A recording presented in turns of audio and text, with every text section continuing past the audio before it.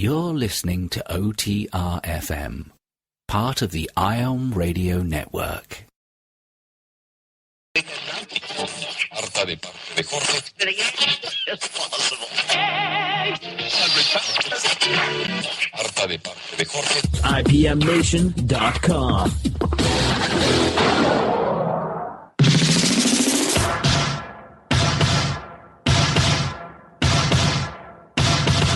If 6 months ago somebody had told you that the winners of the New Hampshire primary would be Bernie Sanders and Donald Trump, what would you have thought?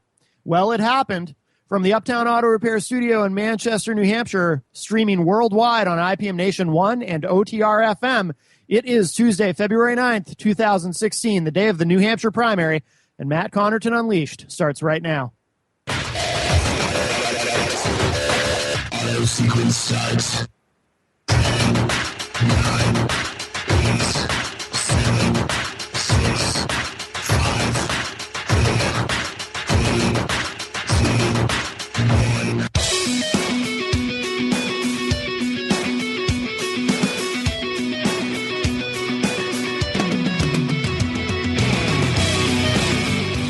Hello, everybody.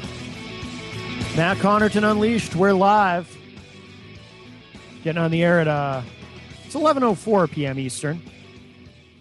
If you're listening on OTR FM, of course, we have the news break at the top of the hour, where, of course, the top story was the New Hampshire primary, and a little thing in there about North Korea that's a little disturbing. But and, of course, on IPM Nation 1 as well, as we do stream broadcasting live, the IPM Nation live station from the Uptown Auto Repair Studio in Manchester, New Hampshire, the largest city in New Hampshire, where today's primary, first in the nation primary, was held. We'll forget about that ugly thing called the Iowa caucus. There's a Nevada caucus, too, coming up. That's actually before the big South Carolina primary. I think the caucuses, well, if you're a regular listener, you already know. I think they're a circus. Get rid of them. Not that I want Iowa to switch to a primary, because then New Hampshire will no longer be first in the nation. So perhaps selfish of me, but I like being first in the nation. I think that's cool. So it's a very, very big day. Of course, here on the IPM Nation live station, like I said, we broadcast from the Uptown Auto Repair Studio, and we are powered by Ambit Energy. If you'd like to learn how to save on your energy bills or to help others save on their energy bills, you can go to ambitrabbit.com. It's a very quick and easy place you can sign up.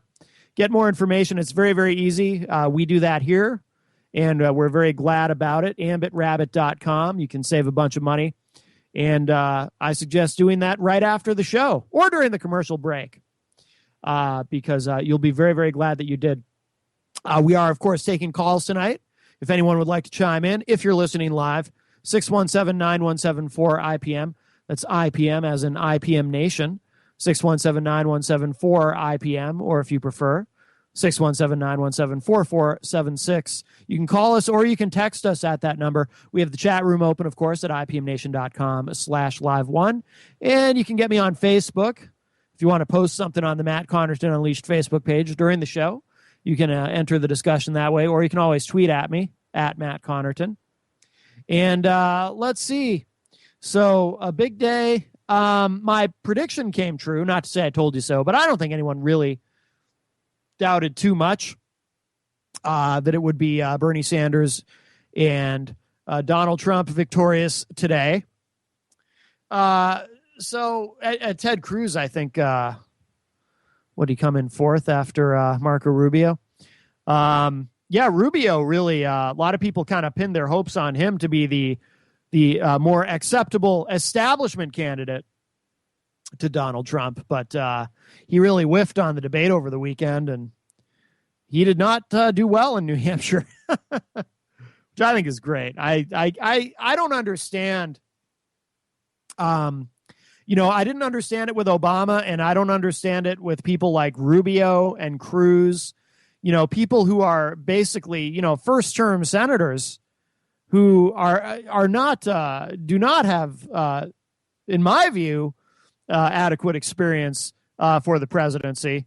A lot of Republicans had that complaint about Obama correctly, in my view. But then they overlook it when it comes to guys like Rubio and Cruz, and then, how does somebody like Carly Fiorina, who's never held office, and by the account of many people, did a lot of damage to the companies that she's run. And then there's Trump, who's in his own category. But I was heartened to see John Kasich coming in second in New Hampshire. And by the way, obviously all the precincts haven't been counted yet and whatnot, but polls closed, I think by 8 p.m. in most places. Well, 7 p.m. In some places it was 7, in some places it was 8. And then Merrimack, New Hampshire had to extend, stay open, keep the polls open later so that everyone could vote. Personally, I think on election day, it should be polls should open at midnight and remain open until midnight. I think polls should be open 24 hours. That's my personal opinion, to make sure everyone has a chance to vote, because a lot of people work jobs where it's difficult to get away to vote. I only just within the last couple of years, and I never bothered to look it up. I should, but I heard someone saying that actually legally employers have to let you leave work to go vote.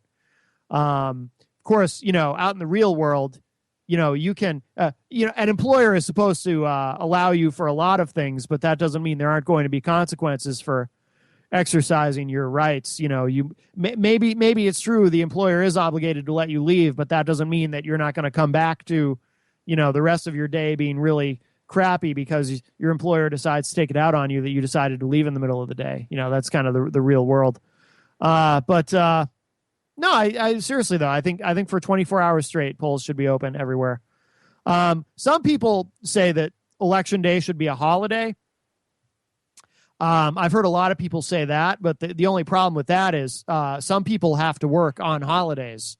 So, there's a lot of things that are still open on holidays, and infrastructure still has to function on holidays.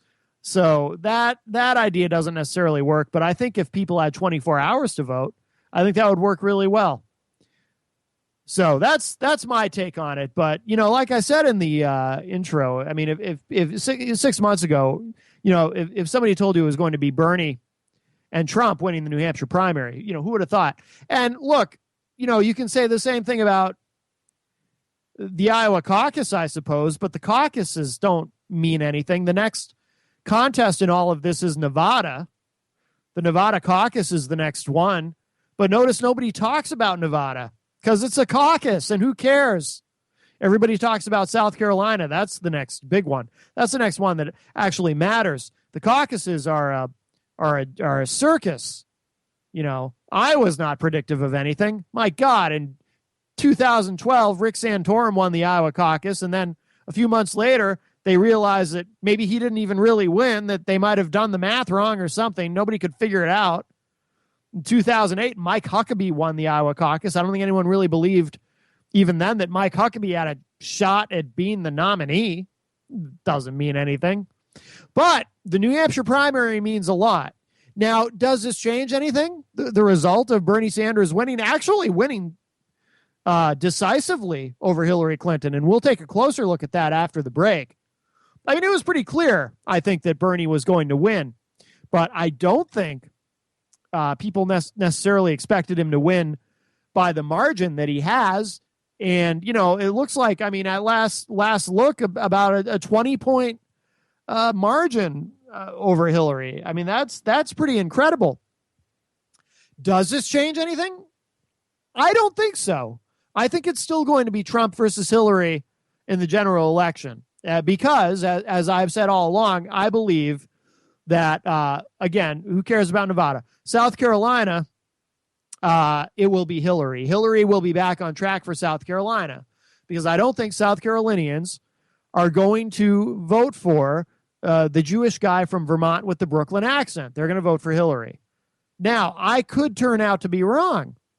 I mean, they certainly didn't vote for Hillary in 2008. As a matter of fact, in 2008, Obama won South Carolina in a landslide.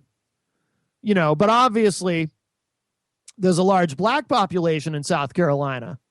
So he had an advantage there. And I don't know if it's politically incorrect to talk about that or not. I mean, it's just politics talking about demographics, but obviously that gave him an advantage.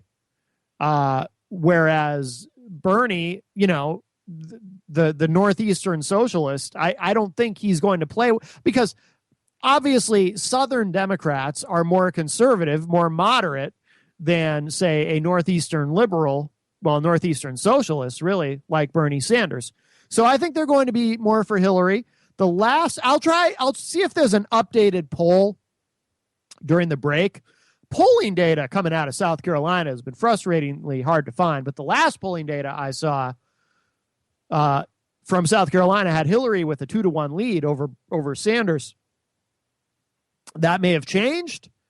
Sanders coming out of New Hampshire with, obviously whoever wins New Hampshire comes out of it with a lot of momentum. So, maybe that changes things a little bit, but I still think it's going to be Hillary. I think she'll win South Carolina, and that sets her up nicely for Super Tuesday when you've got a whole bunch of primaries on the same day, many of them in the South, and I think she'll sweep the South, and I think she'll be the nominee. But it is going to be fun watching Bernie make her sweat it out. I do enjoy that. And it'll be interesting to see if Bill Clinton kind of loses his temper publicly like he did in 2008 when Obama began to systematically destroy Hillary's chances at being the nominee. But we'll talk about that a little bit more when we come back. I will reveal to those who don't already know who I voted for today in the New Hampshire primary. And we'll talk about the Republican side of it too. Trump, of course, winning, but John Kasich coming in number 2. It's good to see. We'll be right back. More Unleashed coming up.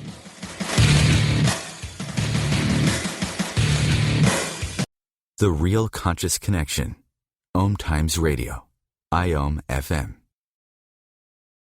Being a radio host on IOM FM allows you to build your show on a rich platform with the power of the internet to fulfill your outreach goals and connect with a very specialized and global online audience, unlimited by time and distance. OMTimes Radio will provide you with web relevance, a recognizable conscious brand, and with the standard of excellence that has accompanied every single OMTimes endeavor. Host your show with OMTimes Radio Network. Do you have time to read that inspiring book or that blog post you've been meaning to get to? In your busy world, how do you improve yourself and keep your life going? I'm Lisa Kay, and my Between Heaven and Earth radio show can transform your life just by listening. Be uplifted with inspiring topics, positive stories, and ideas that really work. Between Heaven and Earth Radio is conscious living for your soul, every Wednesday at 4 p.m. Eastern Time. Hi, this is Angela Levesque, host of Entanglement Radio. Join me Wednesdays at 12 p.m. Eastern for inspiring conversations with visionaries in spiritual science and conscious healing. Entanglement Radio, Wednesdays at 12 p.m. Eastern. Transcendent talk for the conscious mind. Are you trying to get from point A to point B and need a little advice? Connect with the counselors at OMTimes Advisors. Whether you're looking for a life coach or a spiritual intuitive, the advisors participating at advisors.omtimes.com were carefully chosen based on their gifts, skills, and professionalism. OMTimes Advisors, connecting you with the best advisors in the business.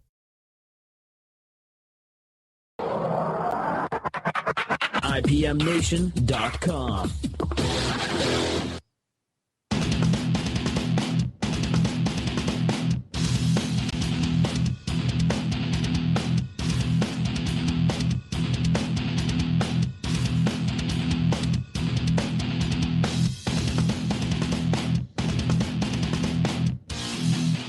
Welcome back, everybody.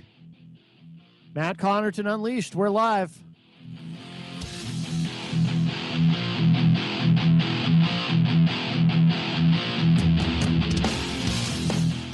Had to turn the music back up for a minute. Gets the blood pumping a little bit, you know. Here at the Uptown Auto Repair Studio.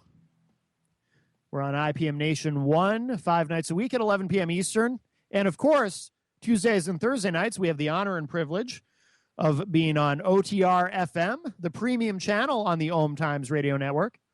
Very grateful for that opportunity. We were the first show to air. I haven't bragged about this in a while. We were the first show to air officially on the new premium channel. Well, at that time it was new. It's been a few months now. The new premium channel on the OMTimes radio network, OTR FM, and we were very proud of that and honored to be chosen for that. Very cool. So I voted. I did vote today. I am, I consider myself an independent, but I am a registered Democrat for ballot access reasons in case I decide to run for something. And so I voted in the Democratic primary today, and I voted for Vermin Supreme. That was my candidate. If you didn't see it, by the way, Vermin Supreme joined us last week on the television edition of Unleashed, where he absolutely won my vote. So in terms of the Democratic primary, I have endorsed Libertarian candidate Darrell W. Perry. However, Mr. Perry was not on the Democratic primary ballot. So I voted for Vermin Supreme. But if Darrell W. Perry is the Libertarian nominee, I will vote for him in the general election. I have pledged my support to him. But today I voted for Vermin. And Vermin Supreme came in fourth for the Democrats. Obviously Hillary and Bernie were, I should say Bernie and Hillary, since Bernie won. Bernie and Hillary were number 1 and 2 respectively. And I forget who was third. I assume it was Martin O'Malley, even though he's out. So Vermin Supreme coming in fourth. And apparently he got more votes than New Jersey Governor Chris Christie. So I voted for Vermin Supreme because I like the idea of the everyone gets a pony, although I'm not sure where I would put my pony. But we'd figure something out. And, and I believe in brushing your teeth and all that. I think that's important. And I think Vermin Supreme's idea to go back in time to fight ISIS is probably the most innovative approach to foreign policy that I've yet heard. So we'll see if he continues on to South Carolina. But I looked for polling data during the break coming out of South Carolina. I couldn't find anything new. But like I said, the most recent polling data that I saw had Hillary with the 2-1 lead over Bernie Sanders. So I do believe that the Democratic nomination will be decided in South Carolina. Hillary will win and will go on to be the nominee. Now, on the Republican side, it's going to be Trump. And I say this all the time, I know, but all of you who are pinning your hopes that an acceptable establishment candidate will emerge and take down Trump, you're dreaming, you're delusional. It's going to be Trump. He knows how to work the media. He's a master at it. He did not run your typical... See, John Kasich came in second in New Hampshire, and Kasich spent a lot of time in New Hampshire. He barely registered in Iowa, but he didn't spend any time there, really. He spent a lot of time in New Hampshire, and he did the retail politics, going around shaking a lot of hands, talking to people, doing these events and whatnot. Now, Trump, on the other hand, didn't do any of the retail politics. Trump came in and did events, bigger and bigger events as he went along, and got that media coverage. And that's how he did it, but he can do it that way because he's Donald Trump. He doesn't need to go around and introduce himself to everybody because everybody already knows him. See, not everybody already knows who John Kasich is, the governor of Ohio. I've always been aware of who John Kasich was, and my impression of who he was has changed, by the way. I'll get back to that in a moment. But Trump, Trump's already famous. He would fly in, do one of these events, fly out, whatever. It works for him, and he'll probably continue to employ that strategy all the way to the Republican convention, at which point he will be the Republican nominee. I think it's inevitable. People talk about Hillary slightly less inevitable because it is not, to me, entirely outside the realm of possibility that Bernie Sanders could be the nominee. I think it's unlikely. Gun to my head, I think it's going to be Hillary, but it'll be interesting to see how this momentum coming out of New Hampshire does help him. But I think Trump is inevitable. I really do. But now John Kasich coming in second is interesting. Now, I said for a while that of the Republicans, I've made these comments during the debates when commenting on Facebook about the debates, that Kasich, to me, came across as the least repulsive of the Republican candidates. Although at one point, I found myself also saying that about Rand Paul, who has, of course, left the race, because Rand Paul, when I began to realize, was probably the one Republican candidate who could avoid getting us into global thermonuclear Armageddon with the Russians. Isn't it remarkable, by the way, in the year 2016, even be talking about that, so long after the Cold War and whatnot. But Rand Paul, the only Republican who I would remotely trust with foreign policy, exited the stage. But Kasich, what I like about Kasich is it's the same thing I liked about John Huntsman back in 2012. The one Republican who seems like a moderate. Although Chris Christie, I think, is a moderate Republican as well, but I don't trust him at all. But John Kasich, there is something about him that makes me believe in him. Now, there's a couple of things that I don't like about John Kasich. One is Kasich, like the other Republicans, concerns me on foreign policy. Kasich, at one point, I guess trying to out-Republican the other Republicans during a debate, said, I think it's about time that we punch the Russians right in the mouth. I don't want to punch the Russians in the mouth. I don't want to get into a nuclear war. So I think that's a terrible idea. John Kasich also apparently vehemently opposes any kind of legalization or decriminalization of cannabis, just out of sheer ignorance, in my opinion, because I think anyone who takes that position is really just kind of ignorant. So a couple things about Kasich that really turned me off. However, I will say this. Of the Republicans remaining, since Rand Paul did make his exit, I guess I still find, at the end of the day, I still find Kasich the least repulsive. There is something about him that makes me believe in him. I think he's competent. I think he's got the kind of experience that the chief executive should have. And I think he's very smart, and he, an observation, and this is not an original observation by any means. A lot of people have said this about him and think that this might be why he did well in New Hampshire compared to somebody like Rubio, for example, who is fading fast. I mean, Rubio basically gave a victory speech after the Iowa caucus, but now he's after he fumbled that last debate, he's looking pretty bad. But Kasich speaks with a certain optimism that he really kind of keeps it much more positive, much more so than the other Republicans do. The other Republicans talk about, the country's going to hell, the country's falling apart, Obama has destroyed America, and whatever's left of America when Obama's done, Hillary will destroy it.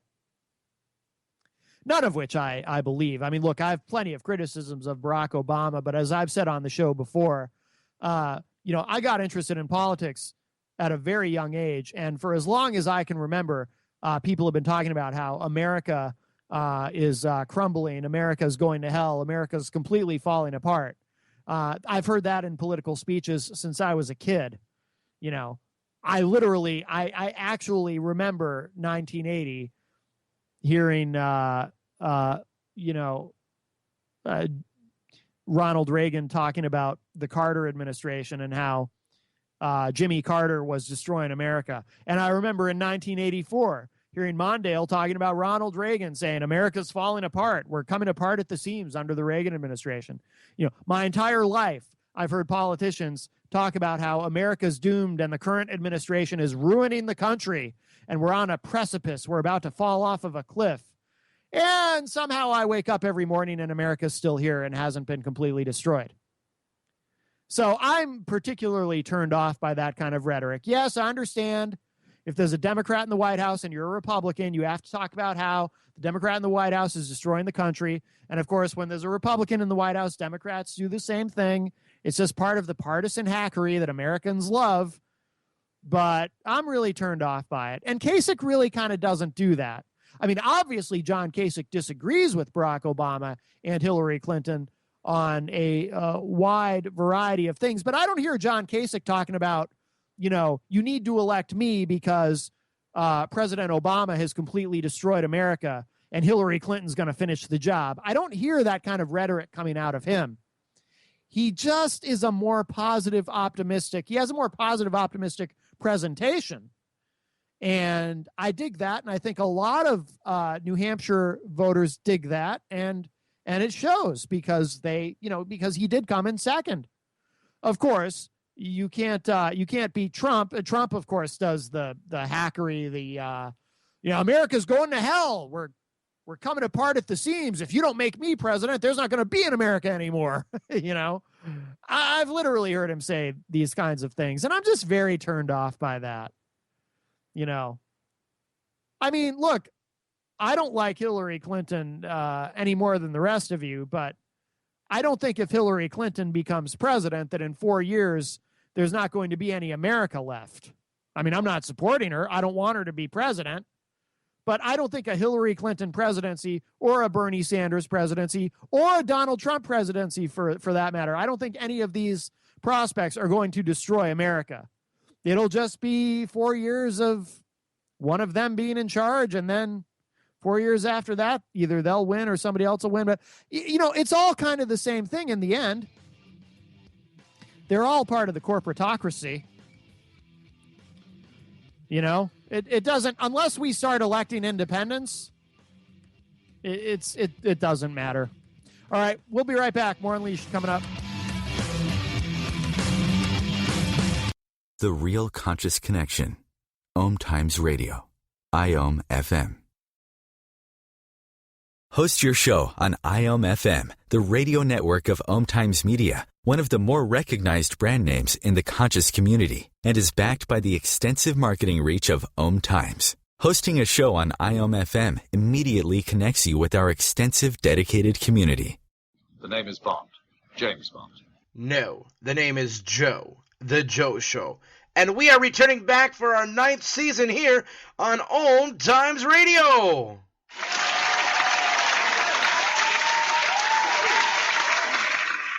So tune in every Wednesday night, 9 p.m. Eastern, 6 p.m. Pacific, on OMTimes.com/mobile. You can take us wherever you go.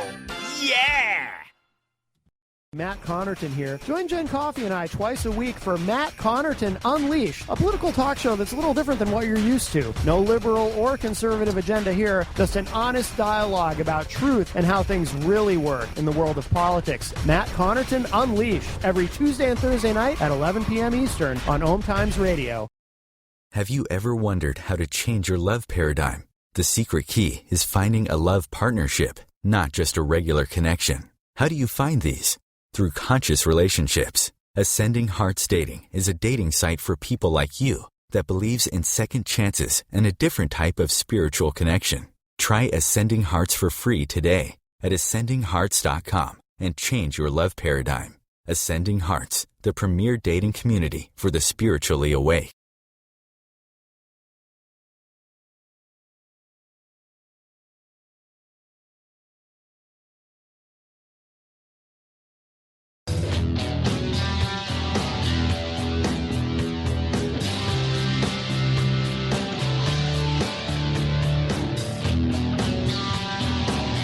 Hey everybody, welcome back. It's primary day.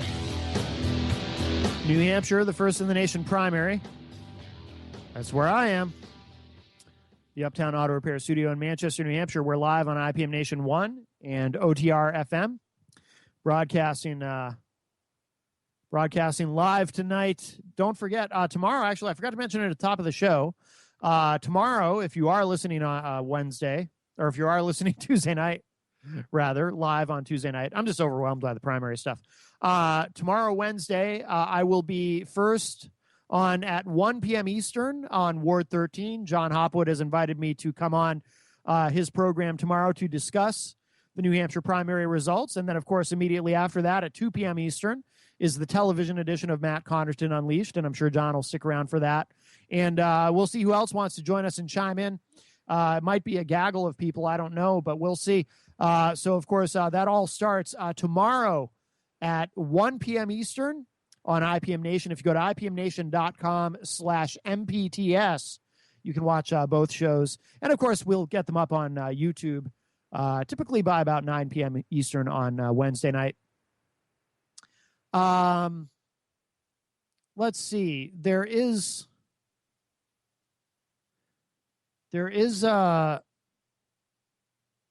some audio here from Hillary Clinton's concession speech. It's not going to play. Oh, wait a minute. Maybe I can get it to play. I want it to play. Because I haven't actually, let's see. It's stalling here. Hang on. Bear with me. Do I ever forget my keys? Yeah, there's an advertisement. Twice a week. Let me kill the audio on that for a second. Got to let this ad play. It's almost done. But the Washington Post has a story up about the next step for Hillary. All right, let's listen to this. I'm having all kinds of trouble here. Hang on. I'm sorry, everybody.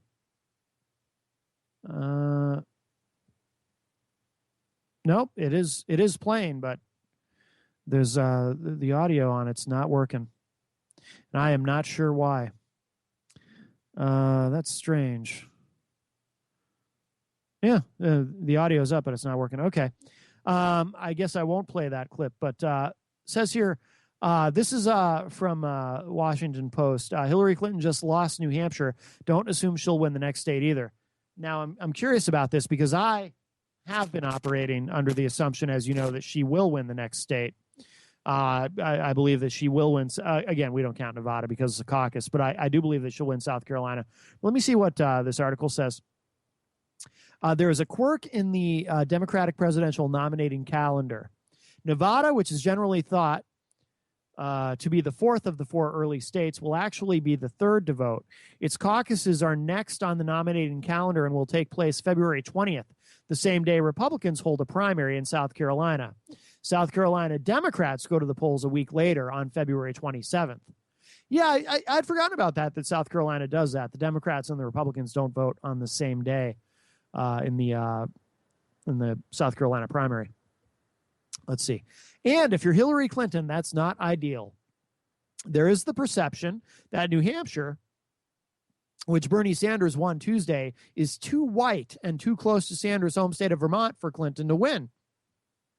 After New Hampshire, though, the states get significantly more diverse. Basically, every one of the next couple dozen states to vote is less white than Iowa and New Hampshire.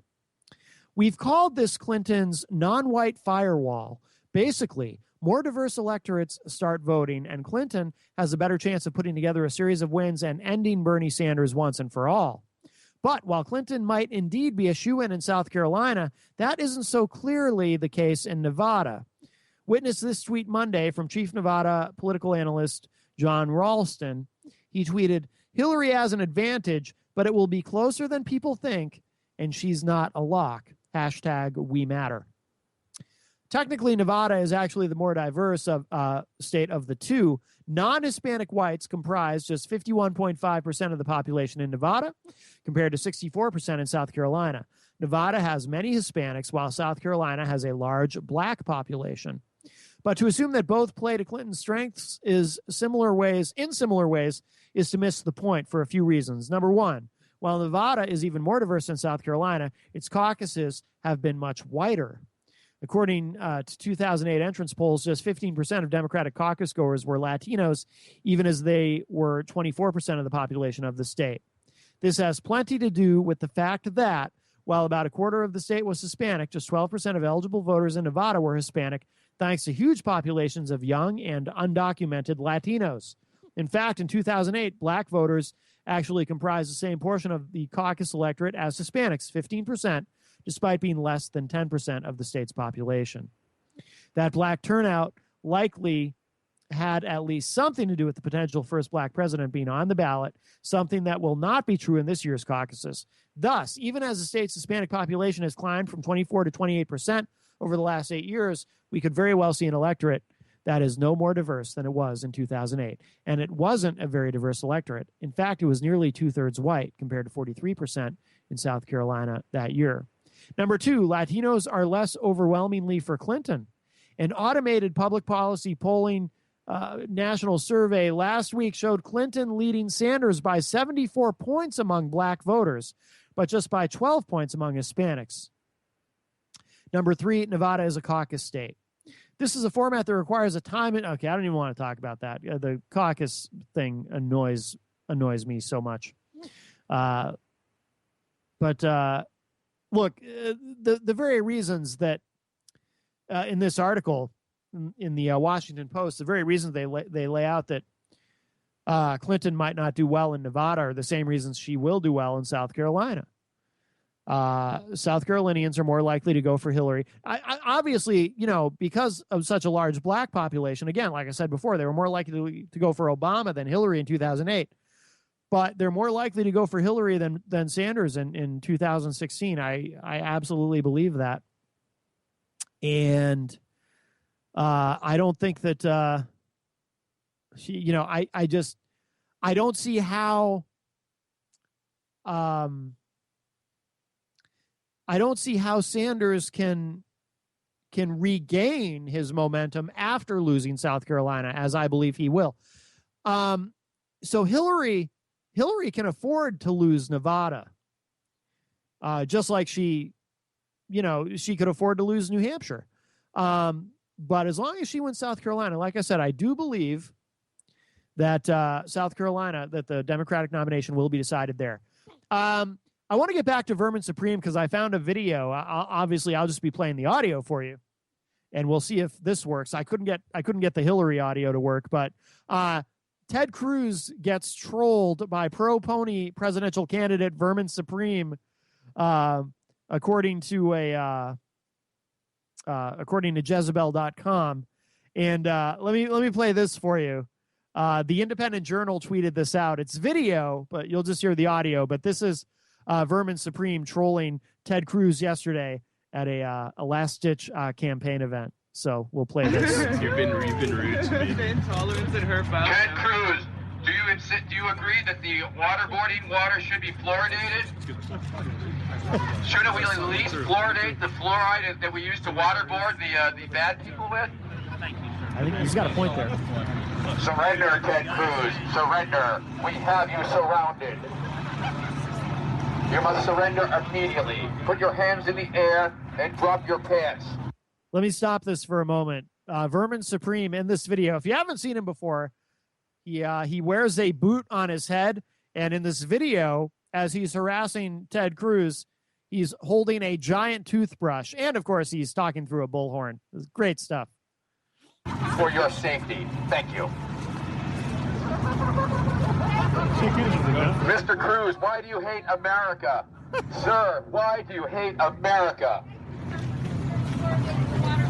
Sir, it's a great speech. I'm not in the way. You're in my way, dude. Come on, get real. Let's talk about who's in whose way. Am I on your way? Are you assaulting me?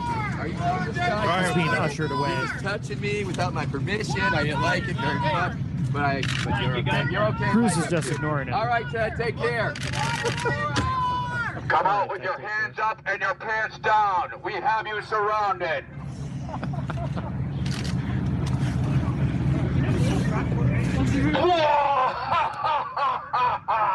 Follow me to victory!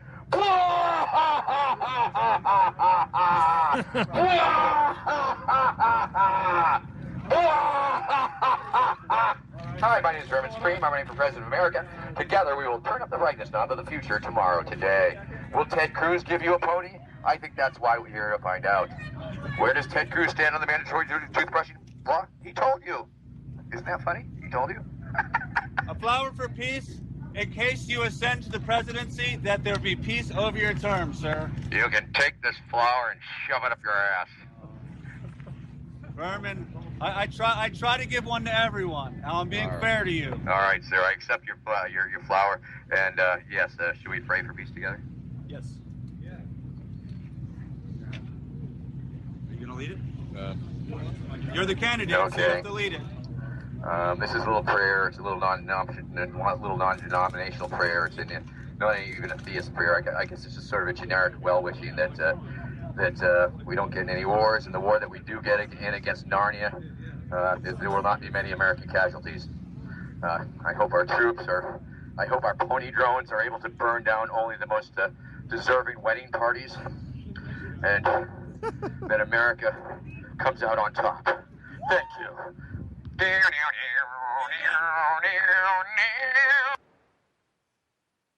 Some inspiring words from Vermin Supreme with the non-denominational prayer, clearly trying to appeal to maybe peel off some Christian conservatives there. When we come back, I want to talk about what's next for Hillary, having taken this loss in New Hampshire, because in the last debate, it got the tone was a little more aggressive from Hillary Clinton, and it got a little nasty. And it's I think it's about to get a whole lot nastier, and we're about to see the race card be played. And I have a couple of Politico articles up here that explain that. So we'll tackle that when we get back. There's still time to call in, 617-917-4476. We're live. One more segment to go. Stay with me.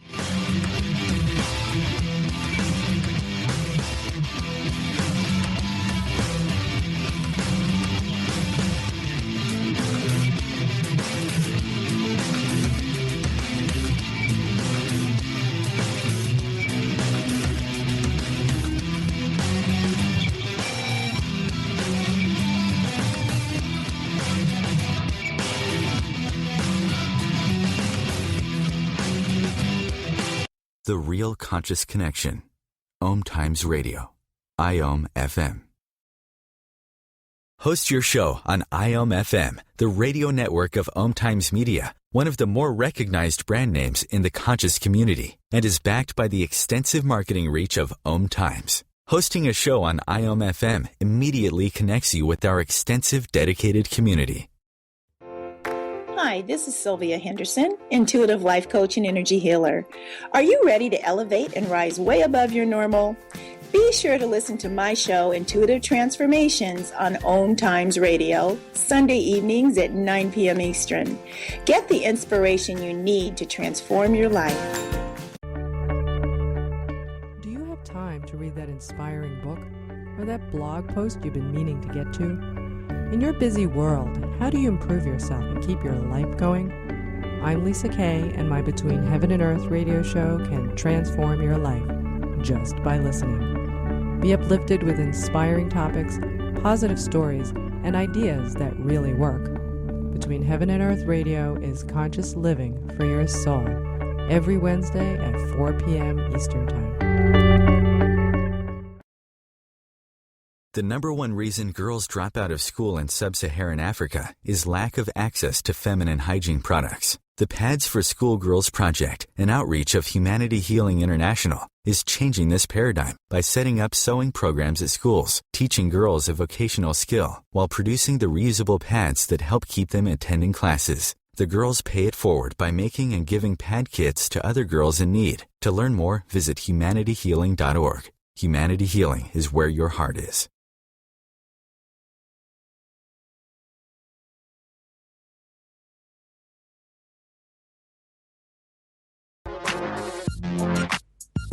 Welcome back. At Connarton Unleashed as we cruise into our final segment tonight on the day of the New Hampshire primary. Very special day. Especially, special day here in New Hampshire, of course. Only happens 4 times. I almost said 4 times a year. It only happens every 4 years. I can't talk. Of course, you can hear the show live. We are live 5 nights a week on IPM Nation 1 and every Tuesday and Thursday night We're also carried on OTR FM, the premium channel on OMTimes Radio. And don't forget, if you'd like to learn more about how to save on your energy bills, you can go to ambitrabbit.com. Of course, the IPM Nation live station, very proud to be powered by Ambit Energy.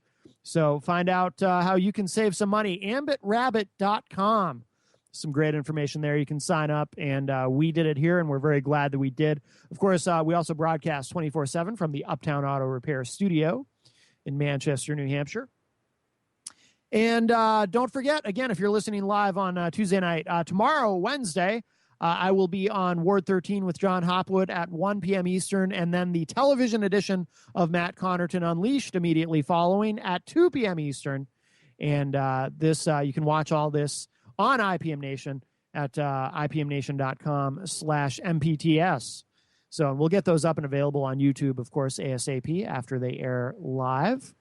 So, you guess what we'll be talking about, the primary, of course. There's an article on Politico, why the Democratic primary is about to get racial.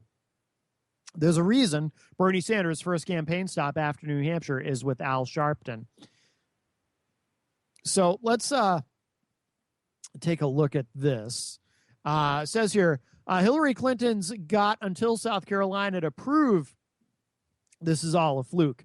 Bernie Sanders has until the end of March to prove it's not. If Sanders is truly going to become a Barack Obama-style Clinton slayer of 2016, he knows he's going to need to start racking up Obama-level support among non-white voters, and quickly, because the Democratic primary is about to come down to race. The Sanders campaign understands this, which is why the first campaign stop after his blowout victory in New Hampshire is a breakfast meeting Wednesday with the Reverend Al Sharpton in Harlem's iconic Sylvia's restaurant. Sanders, who represents the overwhelmingly white state of Vermont in the Senate, has yet to prove he has the ability to win minority voters, a critical component of the Democratic Party coalition. He said he's confident non-white voters would come to him once they heard his message, and aides consistently repeat that claim. But his close defeat in Iowa and landslide win in New Hampshire, two states that are just as white as Vermont, haven't answered any of the questions. The next two early states to vote, Nevada and South Carolina, have much larger Latino and African-American populations, which means he no longer has the luxury of appealing to his base of white liberals. Joe Trippi said he faced a similar problem when he was trying to figure out the math for the 2004 campaign of Howard Dean. Quote, he can't get there from here. She can win with everything he's got, unquote. Trippi, of course, when he was campaign manager for Howard Dean, of course, another Vermont liberal, popular among white progressives, but ones who didn't have a primary opponent with the kind of strength among African Americans and other minority voters that Clinton's shown in 2008 and so far in this race. Trippi said, quote, once you leave New Hampshire, the Democratic Party is 44% non-white. What Iowa should have told everybody is that they're probably going to dead heat each other among the other 56% of white Democrats, and that's probably being generous to him because of all the conservatives and moderate white Democrats elsewhere around the country, unquote. But if Sanders can make enough inroads by the February 20th Nevada caucuses and then by the February 27th South Carolina primary to come in a close second in those minority-heavy states, that's when the Democrats who've dismissed the Vermont senator as a slight itch would start worrying the condition is becoming a full-blown burn. Quote, with minority voters, African Americans, and Latinos, the main obstacle we have is they simply don't know Sanders.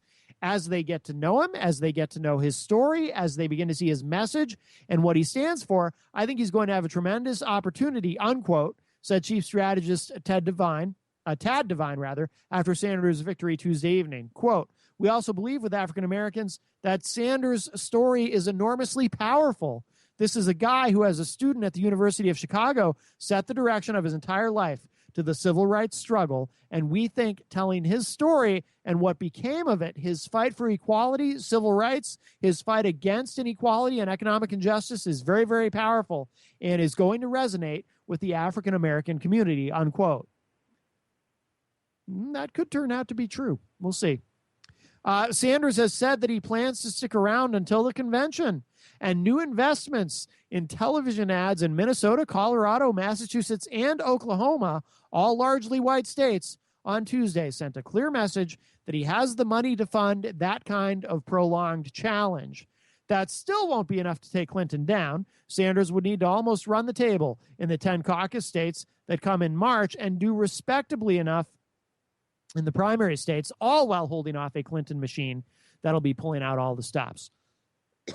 Excuse me. Illinois State Senator Terry Link, an assistant majority leader in Springfield and a Clinton delegate, said that he doesn't expect there to be much of a race on his home turf on March 15th. Link said, quote, Sanders will obviously do very well in New Hampshire, but I think after that, where does he go? You see the handwriting on the wall, unquote. Well, that's been my argument. Sanders will also need to defuse the all but inevitable grenade that will be rolled into the fray by his rivals, that Sanders is trying to beat an almost all-white path to the nomination through the notably diverse Democratic electorates in caucus states like Minnesota, Nebraska, Kansas, Maine, Idaho, Utah, Alaska, and Washington. That caucus-based strategy is designed to soften the expected blow on Super Tuesday, when Clinton is expected to run well in southern primaries. Sanders is betting on heavily white caucus states like Minnesota and Colorado that say, while banking on winning proportionally allocated delegates in populous states like Virginia and Massachusetts. From there, they hope Clinton's stumbling badly narrative will have taken hold, opening the door to upsets in primary states like Michigan. By late March, the Sanders campaign hopes the senator will have amassed enough delegates and momentum to make clear he's in it for the long haul. There's more to this article. You can read the whole thing if you want. It's up on Politico. But I agree that it's going to be very tough. Look, I just don't think he can do it in the South. And I think I think South Carolina is Clinton's firewall. If she wins South Carolina, and she most likely will, that, like I said, that sets her up well for Super Tuesday. The other article that I want to get to very, very quickly, because it relates to that on Politico also, it says Clinton allies grapple with crushing loss. After a devastating defeat, her campaign hopes to rebound with a sharp focus on African Americans. It says here, both Hillary and Bill Clinton knew she would lose here, but not by this much. Now, after a drubbing so serious as to call into question every aspect of her campaign, from her data operation to her message, the wounded frontrunner and her allies are actively preparing to retool their campaign, according to Clinton allies. Staffing and strategy will be reassessed. The message, which so spectacularly failed in New Hampshire, where she was trailing by 21 points when she appeared before her supporters to concede to Sanders, is also going to be reworked, with race at the center of it. Clinton is set to campaign with African-American victims of law enforcement deaths, like Trayvon Martin's mother and Eric Garner's mother. And the campaign, sources said, is expected to push a new focus on systemic racism, criminal justice reform, voting rights, and gun violence that will mitigate concerns about her lack of an inspirational message. Remarked one ally close to the campaign, quote, "The gun message went silent in New Hampshire. Guns will come back in a strong way," unquote. She is expected to highlight the problem of gun violence as the leading cause of death among African-American men as she campaigns in South Carolina on Friday. By the way, a side note, that whole thing wouldn't work. First of all, in New Hampshire being such a white state, but also, too, we're very, very pro-Second Amendment here. In her concession speech, which she gave about 30 minutes after the polls closed with Chelsea and Bill Clinton standing behind her, Clinton began to preview that new message, framing her remarks around a call for human rights and an end to discrimination. She said, quote, "Where people are held back by injustice anywhere in America, we also have to break through the barriers of bigotry," unquote. She added that, quote, "Immigrant families shouldn't have to lie awake at night listening for a knock at the door," unquote. That is a particularly interesting comment because of the recent raids that the Obama administration has done. Well, not the administration itself, but by direction under the Obama administration, the raids that ICE has been doing on these families from Central America that, raids, in the middle of the night grabbing these families, and just terrible stuff. Twice she referenced her visit to Flint, Michigan this week, a largely African-American city in crisis because of lead contaminant water that has affected at least 8,000 children under the age of 6. Quote, "It isn't right that the kids I met in Flint on Sunday were poisoned because their governor wanted to save money," unquote, she told the New Hampshire crowd. The race issue was also front and center in the memo released by campaign manager Robbie Mook before the polls closed, just minutes before the race was called for Sanders. Mook said in a 3-page memo, quote, "It will be very difficult, if not impossible, for a Democrat to win the nomination without strong levels of support among African-American and Hispanic voters. And a Democrat who is unable to inspire strong levels of support in minority communities will have no credible path to winning the presidency in the general election," unquote. There's more to this article, but we're about out of time. Of course, you can find this also on Politico. Keep doing that. Clinton allies grapple with crushing loss. All the primary stuff just has me exhausted, but yeah, it's a big day. So thank you all for joining me tonight. Again, if you're listening live, don't forget, tomorrow I will be, of course, live on first at 1 p.m. Eastern on Ward 13 with John Hopwood, and then 2 p.m. Eastern for the television edition of Matt Connarton Unleashed. So I hope you'll join us for that. You can go to ipmnation.com/MPTS to watch both of those programs, and we'll get them up on YouTube for you to watch on demand, because not everyone can watch television in the middle of the day. So if that is not conducive to your schedule, I understand. But if you can watch us live, of course, you can always call into the show, and we do appreciate the interaction.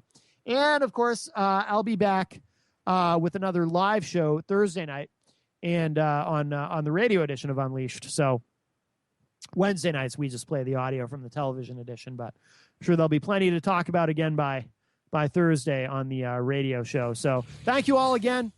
We're out of time. Have a safe night, and I will talk at you all tomorrow. Good night.